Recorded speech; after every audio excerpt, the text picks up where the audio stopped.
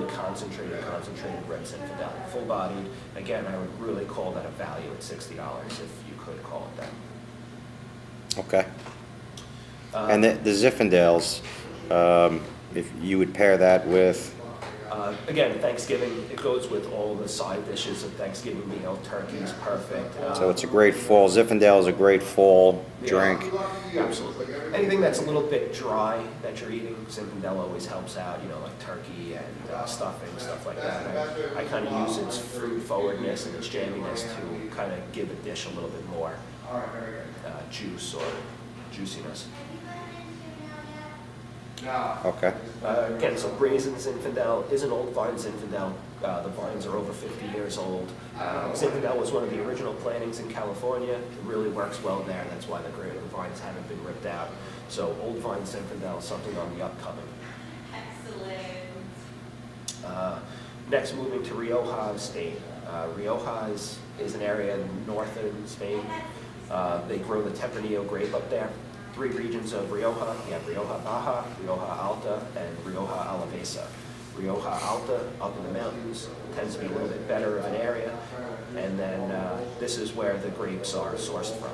So in Rioja, you have 3 different styles. You have a Crianza, which is the lower style. Basically, they say lower because it's not aged as long in oak barrels. Next step up would be Rioja Reserva, and then Rioja Gran Reserva. So one of the wines that you pour by the glass, Campo Viejo, is a Crianza. It's aged for less than 1.5 years in oak barrels. In this case, you have the Marqués de Cáceres Rioja Reserva. So this is aged in French oak and American oak barrels for over 1.5 years, but under 3 years. Hence the term Reserva. Next wine up, probably one of the most impressive things coming out of Spain right now. To have a wine with a 1996 vintage and it still be current is really something spectacular. So you have Faustino 1. This is their Gran Reserva, their premier wine. Gran Reserva, so it's aged over 3 years in oak barrels, aged in the bottle another 3 years, and then released. So even at its lowest, it's going to be a 6-year-old bottle of wine. And what kind of red would this be considered? This I would call a very dry, full-bodied red wine. So again, it's the Tempranillo grape. Because it's aged in oak barrels, gives it a little bit more body, a little bit more dryness, and just really interesting. There's a little bit of netting on the bottle. That's called the Alumbrada. The reason for that is back in medieval times, you had the king. The king would only drink wines with the Alumbrada on it. That way he knows that it was never tampered with and no one's trying to poison and assassinate him. So still to show that it's a prestigious wine meant for the king, they still keep that Alumbrada or netting on the bottle.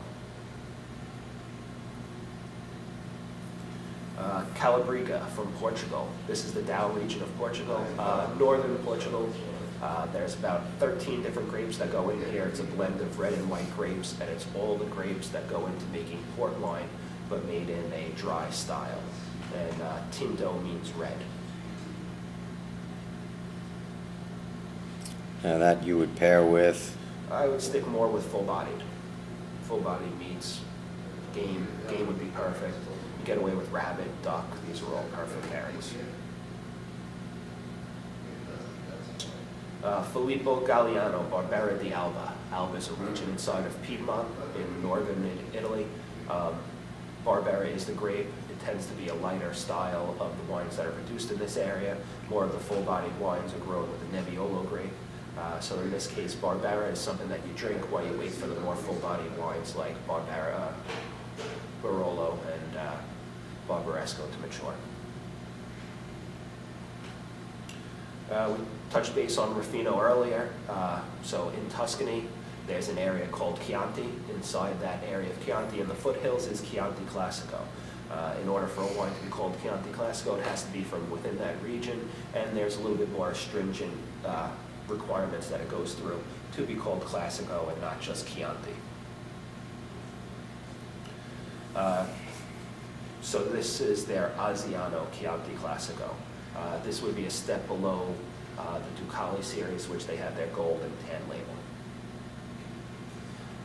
Next, you have a Chianti Classico Reserva. So again, inside the area of Chianti Classico, and Reserva just has a little bit more stringent specifications. Has to be picked less tonnage per acre, has to spend a little bit more time in oak, and should be the more of the reserve grapes from the vineyards.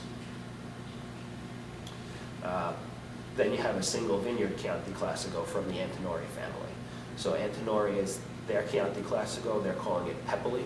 It's from their Pepoli vineyard, so very specific again. So inside Chianti Classico to the vineyards of Pepoli.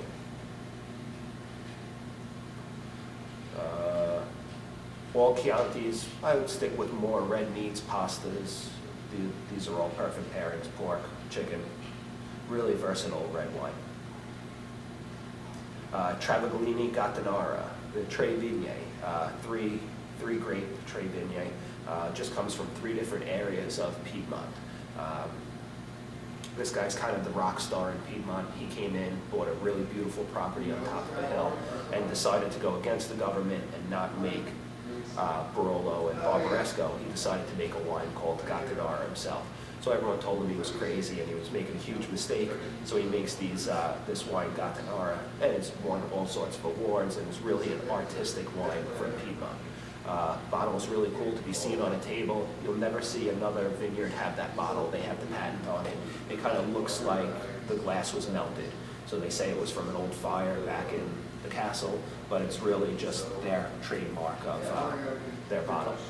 It's also meant to be poured with your left hand. That's why it's kind of shaped that way. So, but feel free to pour it with your right. Moving back to Livermore Valley, we have Myriad as well as Zarzuela. So again, Livermore Valley, first place grapes were planted inside California. Zarzuela is, or Myriad as well, is the Wenthes property that focuses on Portuguese and Spanish varietals. So in this case, it's a blend of Tempranillo and, I'm drawing a blank on the second grape. It's 50-50, we'll look that up and clarify that. But Portuguese and Spanish varietals, and just a really, really nice wine. Britannia Amarone, grown in the Veneto area, Valpolicella. Home run wine. Everyone loves Amarone. What ends up being interesting is it's done where after the grapes are harvested, they sit out on straw mats to bake in the sun so that they lose a little bit of their water and add a little bit more of a concentrated flavor.